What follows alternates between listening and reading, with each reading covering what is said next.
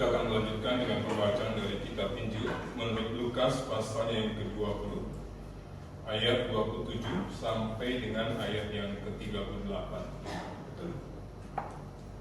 Lukas pasal 20 ayat 27 sampai 38 mengatakan demikian.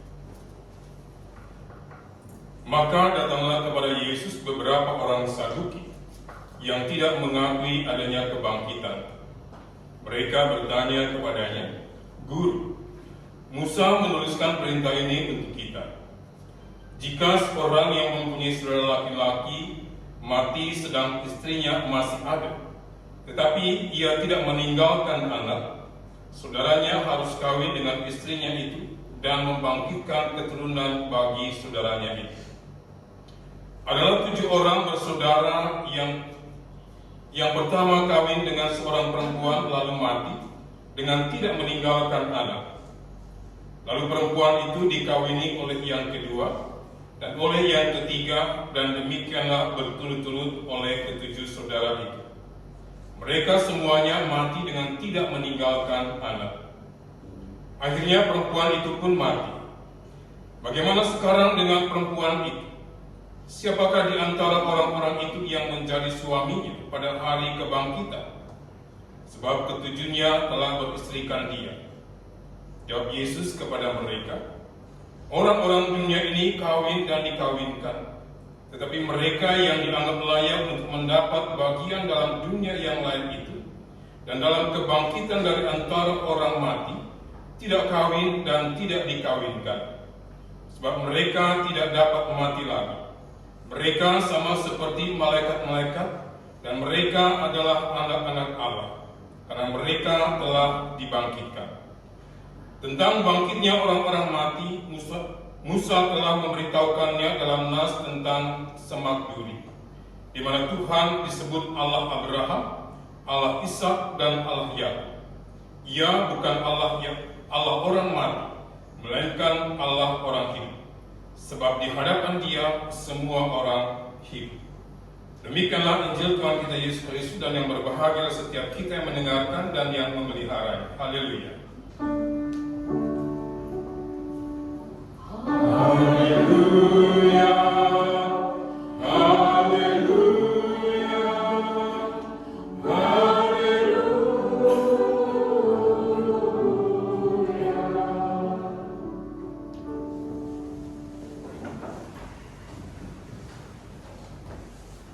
Bapak, Ibu, dan saudara-saudara yang dikasihi Tuhan, tema kita pada saat ini mengatakan Dia Allah yang hidup.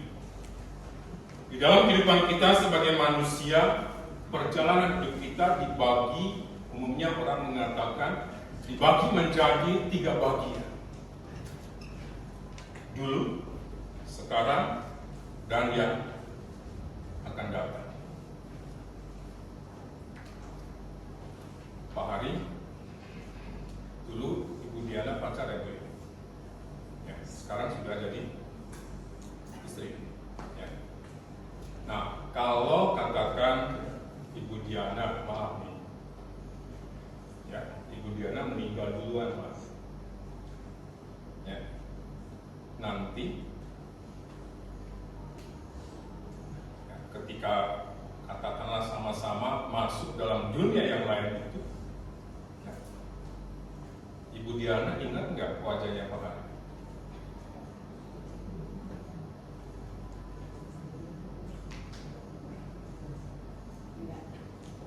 Nggak? Nggak ingat ya? Kalau yang sekarang ingat tuh ya? Kalau yang nanti, sekarang masih gagah gitu ya. Nanti pada saat Pak Hari mati sudah bungkuk. Bisa jadi kan? Nah, pada saat ketemu nanti gimana?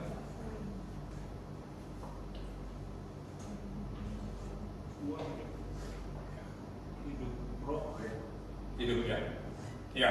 Nah, Bapak, Ibu, dan saudara-saudara yang dikasihi Tuhan, apa yang diilustrasikan oleh orang Saduk di hadapan Yesus dan di hadapan orang Farisi yang bertentangan dengan mereka sebagai kelompok Saduki adalah merupakan salah satu cara mereka untuk menyatakan ketidaksetujuan tentang paham kebangkitan orang mati atau tentang adanya peristiwa kebangkitan. Bagi mereka orang-orang Saduki, peristiwa kebangkitan itu adalah sesuatu yang aneh, sesuatu yang sangat tidak mudah untuk diterima oleh mereka. Mengapa? Tadi melalui ilustrasi tadi, ada satu orang perempuan yang dikawini oleh 7 orang laki-laki, yang memang dalam tradisi Yahudi itu diperbolehkan. Tapi nanti kalau mereka sudah mati kemudian dibangkitkan, siapa yang akan menjadi suami? Yang pertama kah, yang kedua, ataukah yang terakhir? Dan selain mereka karena tidak setuju dengan paham kebangkitan, apa yang diilustrasikan oleh mereka di hadapan Yesus dan di hadapan orang-orang Farisi, bahkan orang banyak pada saat itu, adalah merupakan salah satu cara bagi mereka untuk mengejek, mengolok-olok, bahkan merendahkan paham yang dimiliki oleh orang Saduki atau oleh Yesus, bahkan oleh orang-orang yang ada di sekitar. Tidak masuk akal. Nah, di dalam rangka katakanlah menjawab apa yang dilontarkan oleh orang-orang Saduki, dan dalam rangka yang menjelaskan paham tentang kebangkitan, maka Yesus mencoba untuk menjelaskan di dalam ayatnya yang ke-34 dan selanjutnya. Jawab Yesus kepada mereka, orang-orang dunia ini kawin dan dikawinkan. Pada satu sisi mau menunjukkan bahwa dunia yang sekarang itu mempunyai kesamaan dengan dunia yang akan datang, tetapi juga sekaligus mempunyai perbedaan. Dunia yang akan datang dengan dunia yang sekarang. Nah, mengapa Yesus mengatakan orang-orang dunia ini kawin dan dikawinkan, tetapi mereka yang dianggap layak untuk mendapat bagian dalam dunia yang lain itu, dalam kebangkitan dari antara orang mati, tidak kawin dan tidak dikawinkan.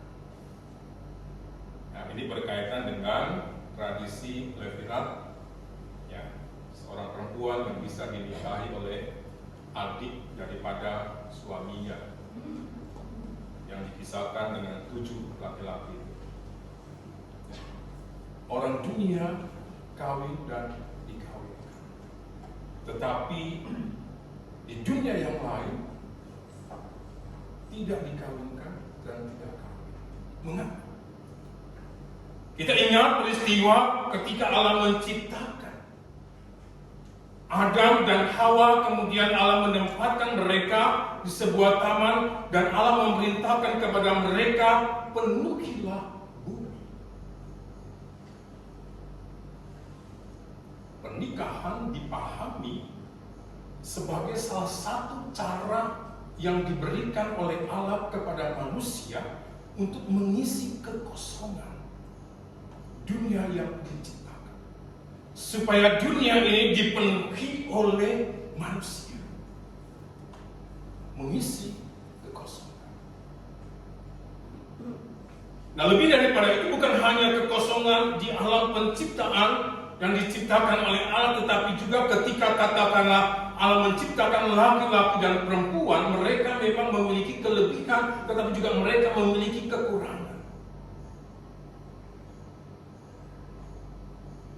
Mereka diajak untuk saling melengkapi, saling mengisi kekosongan yang ada pada diri mereka, sehingga mereka menjadi manusia-manusia yang memang mencitrakan atau yang menggambarkan Allah yang sempurna.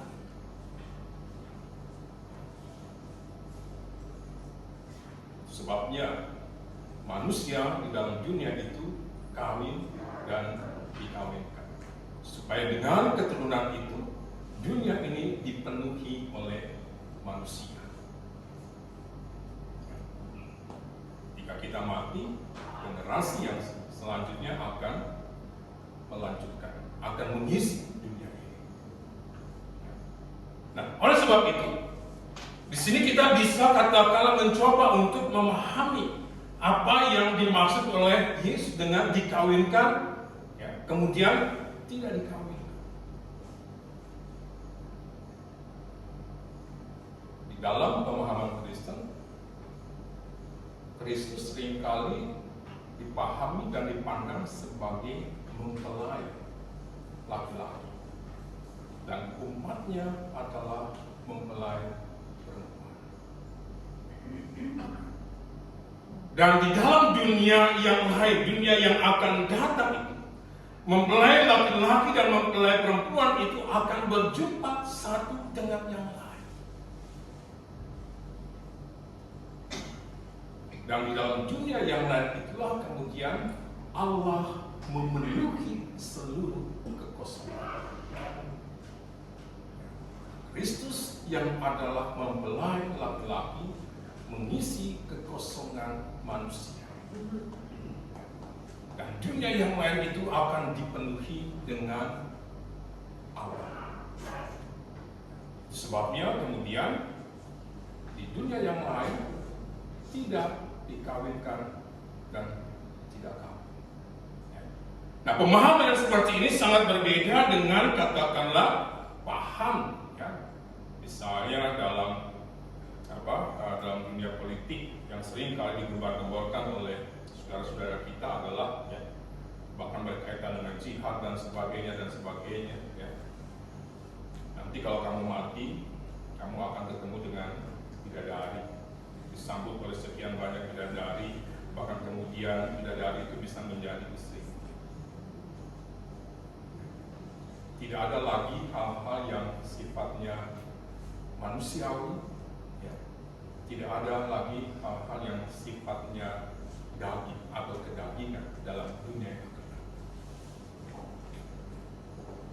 Nah, ini mau menunjukkan bahwa yang ada di sana adalah relasi. Bukan nanti, oh ini Pak Hadi bukan dia. Tetapi yang ada adalah relasi antara yang satu dengan yang lain, semuanya dengan Allah. Oleh karena apa?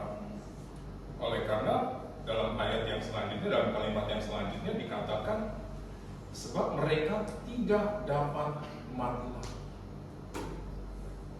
Mereka tidak dapat mati lagi. Oleh karena tadi, ya, perkawinan itu hanya untuk katakanlah menghadirkan keturunan yang kemudian memenuhi. Ketika dalam dunia yang lain yang akan datang itu sudah dipenuhi oleh orang-orang yang layak mendapat bagian di tempat itu dan dipenuhi oleh Allah, maka perkawinan itu tidak diperlukan sebab mereka hidup. Ya, tidak ada yang perlu lagi katakanlah menggantikan mereka. Mereka tidak mati, mereka hidup. Dunia yang lain itu akan dipenuhi oleh orang-orang yang hidup.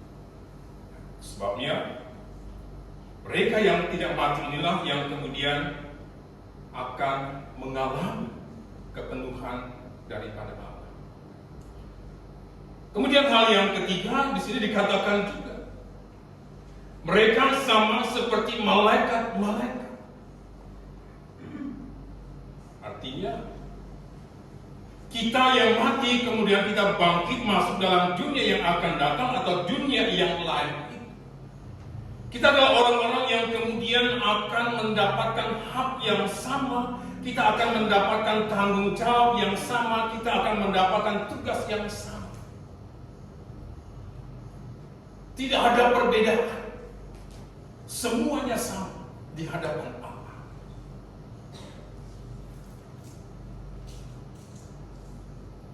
Hidup yang memuliakan Allah, hidup yang melayani Allah, hidup di dalam sukacita Allah. Tidak ada lagi yang katakanlah, oh yang mengalami kemuliaan Allah itu hanya kelompok orang-orang rohaniawan, pendeta. Tidak. Yang akan mengalami sukacita adalah orang-orang yang kata, orang-orang yang kaya, yang berstatus sosial tinggi dan sebagainya. Tidak. Pendeta yang bukan pendeta akan mengalami kemuliaan Allah. Yang kaya dan yang miskin masuk dalam dunia yang itu akan mengalami sukacita Allah. Mereka akan bersama-sama menjalankan tanggung jawab dan tugas yang sama, yaitu memuliakan Allah. Tidak ada lagi orang yang memuliakan satu dengan yang lain. Karena dia seorang pendeta, maka saya memuji, saya memuliakan dia. Karena dia seorang yang kaya, maka saya memuji dan memuliakan dia. Tidak. Yang kaya sekalipun akan memuji Allah. Tidak lagi ada hal-hal yang berkaitan dengan kehidupan manusiawi, hal-hal yang kedagingan. Kemudian selanjutnya dikatakan, dan mereka adalah anak-anak Allah, karena mereka telah dibangkitkan sebagai anak. Maka setiap kita adalah orang-orang yang berhak atas warisan Allah, yaitu kehidupan. Sebabnya kemudian di sini Yesus mau mengatakan bahwa Allah adalah Allah orang-orang yang hidup. Sebab Allah itu sendiri adalah Allah yang hidup. Itu dipertegas oleh Yesus ketika dia mencoba untuk menjelaskan kepada orang-orang Saduki yang sama sekali tidak paham. Bahkan mereka menganggap Musa sama sekali tidak mengajarkan tentang kebangkitan. Taurat atau Perjanjian Lama tidak menyinggung masalah kebangkitan atau kehidupan yang akan datang. Kalau kita melihat dalam kitab Ayub, maka di situ kita berbicara tentang Ayub yang berbicara tentang penebus yang akan bangkit di atas debu. Ada kehidupan. Nah, Yesus mencoba untuk menjelaskan dengan mengatakan di dalam ayat yang ke-37 dikatakan, Musa telah memberitahukan dalam nas tentang semak bumi, di mana Tuhan disebut Allah Abraham, Allah Ishak dan Allah Yakub. Dalam perjanjian jelas dikatakan Allah adalah Allah Abraham, Allah Yakub, Allah Ishak. Kemudian Allahnya ayahmu, papanya daripada Musa. Itu mau mengatakan Allah itu hidup. Dan Allah yang hidup ini adalah Allah yang hidup untuk orang yang hidup. Allah bagi orang-orang yang hidup. Sebab ketika katakanlah Allah berelasi dengan Abraham, Allah mengatakan aku adalah Allah, yang kemudian dikenal dengan akulah Allah Abraham. Ketika Allah hadir dalam kehidupan Ishak, Allah mengatakan aku adalah Allah, dan disebut sebagai aku adalah Allah Ishak. Demikian ordenannya. Tidak pernah dikatakan aku atau dulu aku adalah Allah Abraham. Tetapi karena Abraham sudah mati, maka sekarang aku bukan Allah Abraham. Tidak. Aku adalah Abraham. Dulu aku adalah Abraham, sekarang aku adalah Allah Abraham, nanti pun aku adalah Allah Abraham. Di dalam relasi itulah orang-orang yang percaya kepada Allah memiliki kehidupan.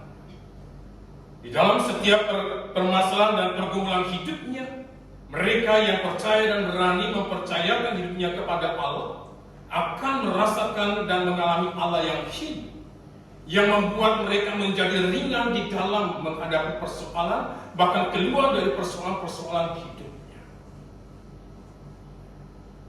Nah, yang menjadi pertanyaan kita pada saat ini adalah kepada siapakah kita percaya? Sebuah cerita mengisahkan tentang seseorang yang sedang berjalan, kemudian dia berhenti di sebuah depan toko, di depan etalase. Kemudian di balik etalase itu dia melihat ada sebuah lukisan Yesus yang disalib. Dia mencoba untuk memperhatikan lukisan, sampai kemudian dia menangis. Kemudian ada seorang Yahudi ateis yang berjalan ke arah dia. Kemudian ketika dia melihat orang yang berdiri depan etalase, dia mengatakan, "Saya prihatin, saya sedih melihat kamu. Karena kamu mempercayakan itu kepada orang yang sudah mati." Karena si orang Yahudi ateis ini melihat orang yang berdiri di depan etalase itu sedang menangis. Tetapi kemudian orang ini berbalik arah, dia melihat kepada seorang Yahudi ateis ini. Dia mencoba untuk menatapnya sejenak dan dia berkata,